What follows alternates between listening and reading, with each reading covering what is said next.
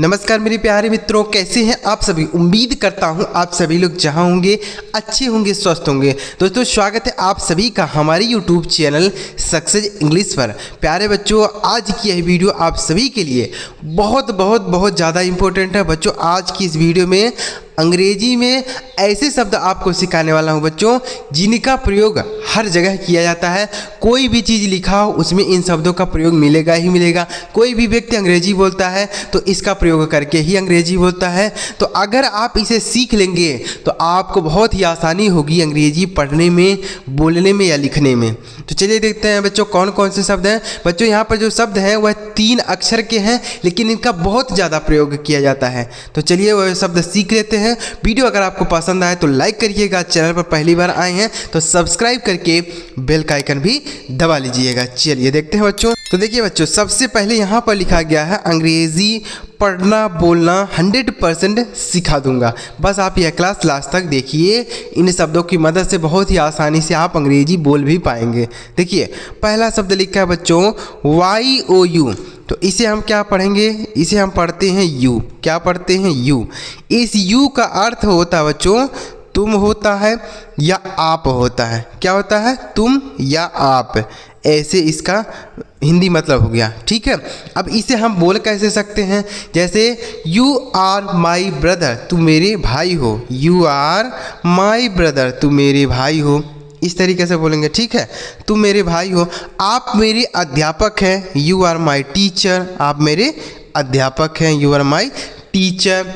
You are my boss, आप मेरे boss हैं। तो इस तरीके से आप यू का प्रयोग करेंगे, चाहे आपको तुम बोलना है चाहे आप। यू आर माई फ्रेंड, तुम मेरे मित्र हो। यू आर माई सिस्टर, तुम मेरी बहन हो। यू आर माई कुछ भी आप ऐसे बोलना चाहते हैं, तुम या आप, तो उसके लिए आप यू का प्रयोग करेंगे। बच्चों यहाँ पर जितने भी शब्द हैं वह 3 अक्षर के हैं, लेकिन इनका बहुत ज़्यादा हर सेंटेंस में इनका प्रयोग किया ही किया जाता है। ठीक है बच्चों, तो ये पहला शब्द हो गया यू। समझ में आ गया आपको यह?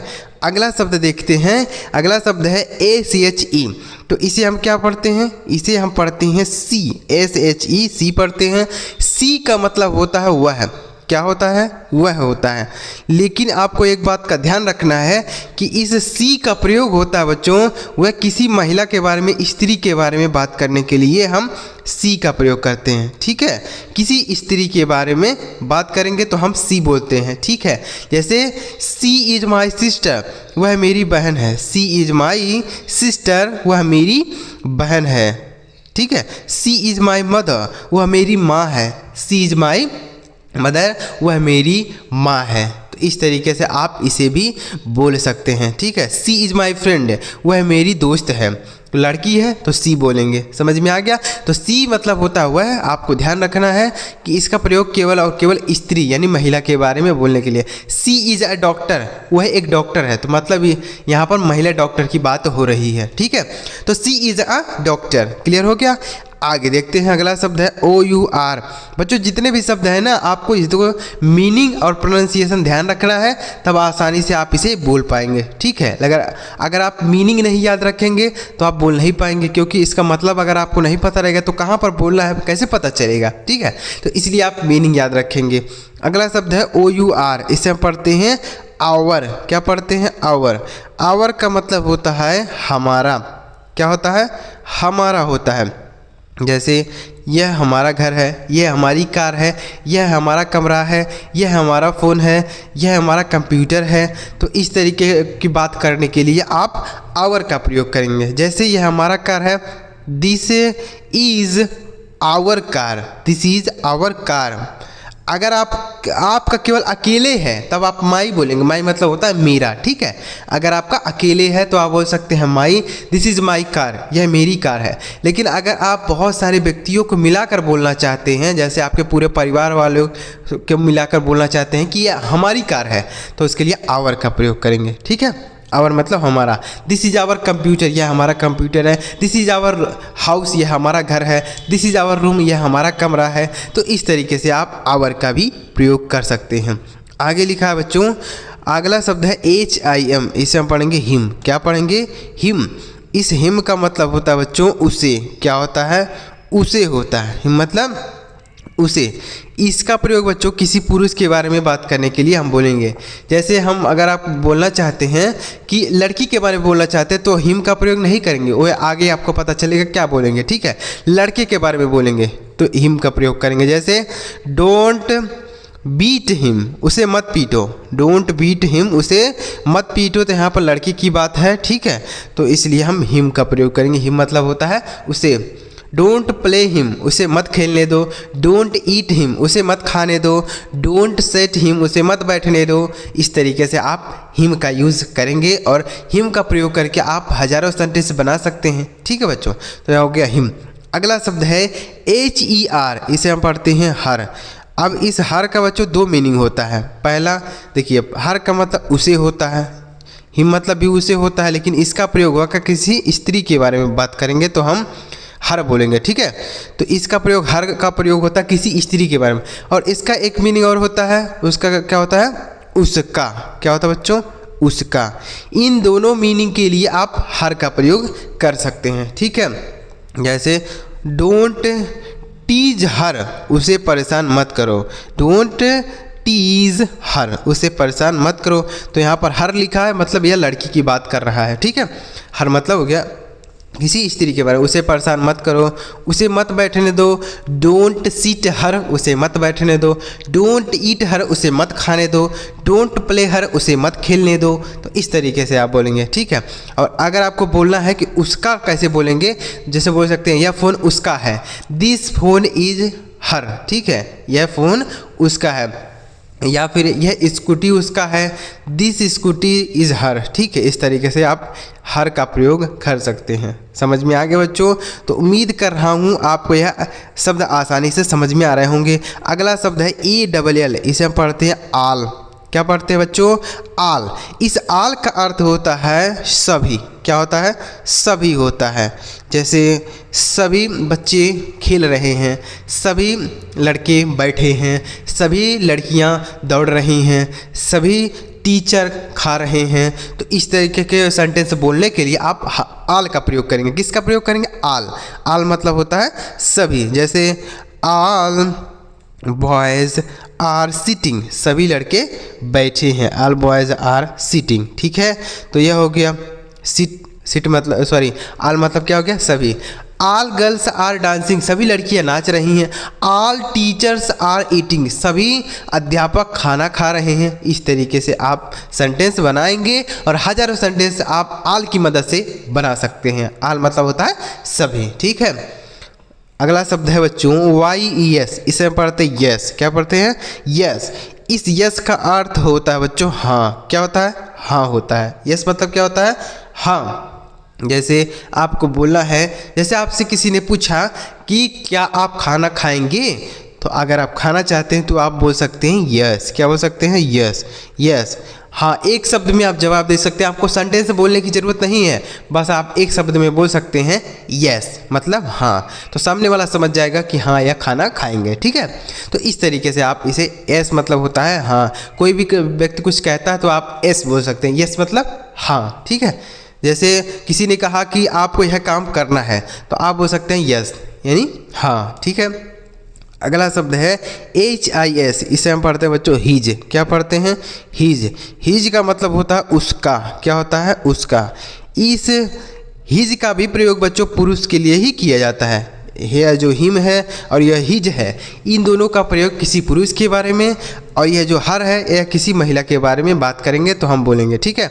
जैसे आप बोल सकते हैं दिस इज हिज कंप्यूटर, यह उसका कंप्यूटर है। This is his computer. This is his phone, यह उसका फ़ोन है। दिस इज हिज बुक, यह उसकी किताब है, ठीक है। तो उसके लिए आप हिज का प्रयोग करेंगे, मतलब आपको ध्यान रखना है कि यह पुरुष के बारे में बात हो रही है। आगे ARE, इसे हम पढ़ते हैं आर। ARE, are. इस आर का मतलब होता है हैं। क्या होता है, हैं। आर मतलब हैं। जैसे सेंटेंस कैसे बनाएंगे, बच्चे खेल रहे हैं, बच्चे दौड़ रहे हैं, वे सब खाना खा रहे हैं। तो इसके लिए आर का प्रयोग करेंगे, ठीक है। हम सब बैठे हैं तो उसके लिए आर बोलेंगे। इस तरीके का सेंटेंस बनाने के लिए। मतलब आपको ध्यान रखना है बच्चों कि यह जो आर है यह बहुवचन सब्जेक्ट के साथ प्रयोग होता है। किसके साथ? बहुवचन सब्जेक्ट होता है तो हम आर बोलते हैं। जैसे बच्चे खेल रहे हैं तो बोल सकते हैं द चिल्ड्रेन आर प्लेइंग। बच्चे बहुत सारे हैं तो आप आर बोलेंगे, ठीक है। बच्चे खेल रहे हैं, द चिल्ड्रेन आर प्लेइंग, ठीक है।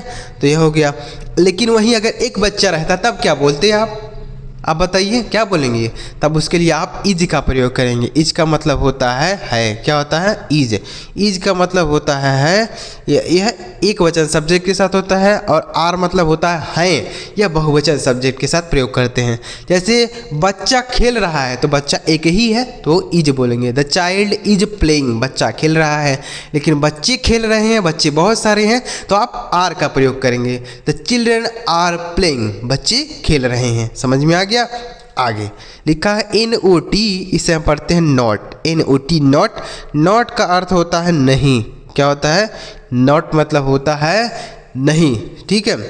नॉट मतलब क्या हो गया बच्चों? नहीं। तो इसे भी आप यूज कर सकते हैं सेंटेंस बनाने में। किस तरीके से यूज करेंगे? जैसे I am not a teacher, मैं एक अध्यापक नहीं हूँ। I am not a teacher. I am not a doctor, मैं एक डॉक्टर नहीं हूँ। I am not a farmer, मैं एक किसान नहीं हूँ। I am not a student, मैं एक छात्र नहीं हूँ। तो नॉट मतलब क्या हो गया? नहीं, ठीक है। इसे भी आप बोलकर हजारों सेंटेंस बना सकते हैं और अपने डेली लाइफ में इसे प्रयोग कर सकते हैं। आगे लिखा है WAS, इसे हम पढ़ते हैं वाज। क्या पढ़ते हैं? वाज। इस वाज का हिंदी मतलब होता है बच्चों था। क्या होता है? था होता है या थी भी होता है, ठीक है। थी, था, थी हो सकता है। जैसे बोल सकते हैं मैं एक अध्यापक था तो आप बोल सकते हैं I was a teacher. I was a teacher, वह एक अध्यापक थी। सी वाज अ टीचर, वह एक अध्यापक थी। सी वॉज ए डॉक्टर, वह एक डॉक्टर थी। सी वॉज ए स्टूडेंट, वह एक छात्र थी। सी वॉज गर्ल, वह एक लड़की थी, ठीक है। तो ऐसे बोल सकते हैं। तो वाज का मतलब क्या होता है? था या थी के लिए आप वाज का यूज करेंगे। पास्ट में बात करनी है तो आप वाज का यूज करेंगे, ठीक है। अगला शब्द है HAS, इसे हम पढ़ते हैं बच्चों हैज। क्या पढ़ते हैं? हैज। इस हैज का मतलब होता है पास है। क्या होता है? पास है। जैसे आपके पास कोई चीज़ है तो उसको बताने के लिए आप हैज का प्रयोग कर सकते हैं। जैसे मेरे पास एक घर है, मेरे पास एक कार है, मेरे पास एक फ़ोन है, मेरे पास एक कमरा है, मेरे पास एक कंप्यूटर है, मेरे पास एक लैपटॉप है, मेरे पास एक हेडफोन है। तो उसके लिए आप हैज का प्रयोग करेंगे, ठीक है। कोई चीज़ आपके पास है तो उसको बताने के लिए। जैसे उसके पास एक फ़ोन है तो आप बोल सकते हैं ही हैज़ अ फ़ोन, उसके पास एक फ़ोन है। उसके पास एक गाड़ी है, ही हैज़ अ बाइक। उसके पास एक कार है, ही हैज़ ए कार। उसके पास एक घर है, ही हैज़ अ हाउस। इस तरीके से बोलेंगे, ठीक है। तो इस हैज़ का प्रयोग बच्चों एक वचन सब्जेक्ट के साथ होता है। मतलब सब्जेक्ट एक वचन होगा तो हम हैज का प्रयोग करेंगे। वहीं अगर सब्जेक्ट बहुवचन होता है तो हम हैव का प्रयोग करते हैं। किसका प्रयोग करते हैं? हैव। हैव का मतलब भी होता है पास है, ठीक है। पास है। तो यह बहुवचन सब्जेक्ट के साथ प्रयोग करते हैं। और एक वचन सब्जेक्ट रहेगा तो हैज बोलेंगे। जैसे आई हैव अ कार, मेरे पास एक कार है। आई हैव अ बाइक, मेरे पास एक बाइक है। आई हैव अ हाउस, मेरे पास एक घर है। आई हैव अ फैन, मेरे पास एक पंखा है। आई हैव अ बुक, मेरे पास एक किताब है। तो इस तरीके से आप सेंटेंस बनाएंगे, ठीक है। हैव का प्रयोग बहुवचन सब्जेक्ट के साथ। आगे लिखा है HAD, इसे हम पढ़ते हैं हैड। क्या पढ़ते हैं? हैड। इस हैड का मतलब होता है बच्चों पास था। क्या होता है? पास था। देखिए अगर आप प्रेजेंट में बात करना चाहते हैं कि मेरे पास ये है, मेरे पास वो है, मेरे पास ये है, तो उसके लिए आप हैज या हैव बोलेंगे। यह तो हमने बता दिया। लेकिन अगर आपको बताना है कि पास्ट में कोई चीज़ आपके पास थी तो आप हैड बोलेंगे। सभी सब्जेक्ट के साथ आप इसे लगा सकते हैं। कोई भी सब्जेक्ट हो, चाहे एक वचन हो चाहे बहुवचन हो, सभी के साथ आप हैड बोलेंगे, ठीक है। जैसे आई हैड अ साइकिल, मेरे पास एक साइकिल थी। अभी नहीं है, पहले थी, ठीक है। मेरे पास एक गाड़ी थी। आई हैड अ बाइक, पहले थी अब नहीं है तो आप हैड बोलेंगे, ठीक है। लेकिन अभी भी है तो आप हैज या हैव में से कोई एक बोलेंगे। समझ में आ गया? तो यह पास्ट में बात करने के लिए। मेरे पास एक कार थी, आई हैड अ कार। मेरे पास एक घर था, आई हैड अ हाउस, ठीक है। आगे BUT, इसे हम पढ़ते हैं बट। इसे हम पढ़ते हैं बट, मतलब होता है लेकिन। बट मतलब क्या होता है? लेकिन। जैसे you are watching my video but you did not like it. आप मेरी वीडियो देख रहे हैं लेकिन लाइक नहीं किए हैं, तो आप लाइक कर दीजिए वीडियो को, ठीक है। तो इस तरीके से आप बट का प्रयोग करेंगे। You are watching my video but you did not like it. आप मेरी वीडियो देख रहे हैं लेकिन लाइक नहीं किए हैं, तो आप लाइक कर दीजिए, ठीक है। तो बट मतलब क्या हो गया? लेकिन हो गया। इस तरीके से आप सेंटेंस में यूज करेंगे। आगे लिखा है FOR, इसे हम पढ़ते हैं बच्चों फॉर। क्या पढ़ते हैं? फॉर मतलब होता है के लिए। क्या होता है बच्चों? के लिए। फॉर मतलब के लिए। जैसे फॉर माई फादर, मेरे पिताजी के लिए। फॉर माई मदर, मेरी माँ के लिए। फॉर माई सिस्टर, मेरी बहन के लिए। फॉर यू, तुम्हारे लिए। फॉर माई ब्रदर, मेरे भाई के लिए। तो फॉर क्या मतलब क्या होता है? के लिए भी, इसके लिए हम फॉर का यूज़ करते हैं, ठीक है। अगला शब्द है NOW, इसे हम पढ़ते हैं नाउ। क्या पढ़ते हैं? नाउ। इस नाउ का मतलब होता है अब। क्या होता है? अब। जैसे आप बोलते हैं ना, अब मैं जाऊंगा, अब मैं बैठूंगा, अब मैं खाना खाऊंगा, अब मैं सोने जाऊंगा, अब मैं दौड़ने जाऊंगा, अब मैं पढ़ने जाऊंगा। तो उसके लिए अब के लिए आप नाउ का प्रयोग कर सकते हैं। जैसे अब मैं पढ़ने जाऊंगा, I will go to read now. I will go to read now, ठीक है। अब मैं पढ़ने जाऊंगा, तो नाउ मतलब क्या हो गया? अब मैं सोने जाऊंगा, I will go to sleep now, ठीक है। I will go to sleep now, मैं अब सोने जाऊंगा। इस तरीके से आप बोलेंगे। अगला शब्द है CAN, इसे हम पढ़ते हैं कैन। क्या पढ़ेंगे? कैन मतलब होता है सकना। क्या होता है? सकना। जैसे मैं यह काम कर सकता हूँ, मैं यह खा सकता हूँ, मैं दौड़ सकता हूँ, मैं पढ़ सकता हूँ, तो उसके लिए आप कैन का यूज़ करेंगे, ठीक है। जैसे मैं दौड़ सकता हूँ, आई कैन रन, मैं दौड़ सकता हूँ, मैं तेज़ दौड़ सकता हूँ, आई कैन रन फास्ट, मैं तेज़ दौड़ सकता हूँ। मैं खाना खा सकता हूँ, आई कैन ईट फूड, मैं खाना खा सकता हूँ। मैं पढ़ सकता हूँ, I can read this book, मैं इस किताब को पढ़ सकता हूँ, ठीक है। इस तरीके से आप सेंटेंस बनाने के लिए कैन का प्रयोग करेंगे, ठीक है। आपको यह बोलना है कि मैं यह कर सकता हूँ, मैं यह कर सकता हूँ, मैं यह खा सकता हूँ, पी सकता हूँ, कुछ भी कर सकते हैं, तो उसके लिए आप कैन का यूज़। आगे लिखा है लास्ट शब्द है FAR, इसे हम पढ़ते हैं फार। इस फार का मतलब होता है दूर। क्या होता है? दूर। देखिए यहाँ पर एक फार हमने बताया, लेकिन इस फार का मतलब होता है के लिए, और ये जो FAR है इसका मतलब होता है दूर। दोनों में अंतर है, FOR है, FAR है। तो FAR रहेगा तो मतलब दूर की बात की जा रही है, ठीक है। जैसे his house is for my house, यानी उसका घर मेरे घर से दूर है। His house is for my house, उसका घर मेरे घर से दूर है, ठीक है। तो इस तरीके से आप इन्हें याद करके, जिस तरीके से हमने आपको सेंटेंस में यूज करना बताया, इस तरीके से आप भी इन शब्दों को यूज करके हज़ारों सेंटेंस बना के आप अंग्रेजी बोल सकते हैं, पढ़ सकते हैं, ठीक है बच्चों। तो उम्मीद कर रहा हूँ आपको ये सारे शब्द समझ में आ गए होंगे। तो अगर आपको सारे शब्द समझ में आए हो, वीडियो से कुछ मज़ा आया हो सीखने समझने को, तो वीडियो को लाइक करिए। चैनल सब्सक्राइब नहीं किए तो कर लीजिए बच्चों। इस तरीके से हमारे चैनल पर हमेशा ज़बरदस्त और मज़ेदार वीडियो आती रहेगी, जिसे देखकर आप आसानी से अंग्रेजी सीख सकते हैं। चलिए मिलते हैं प्यारे बच्चों अगली वीडियो में किसी नई टॉपिक के साथ। वीडियो देखने के लिए आपका बहुत बहुत धन्यवाद।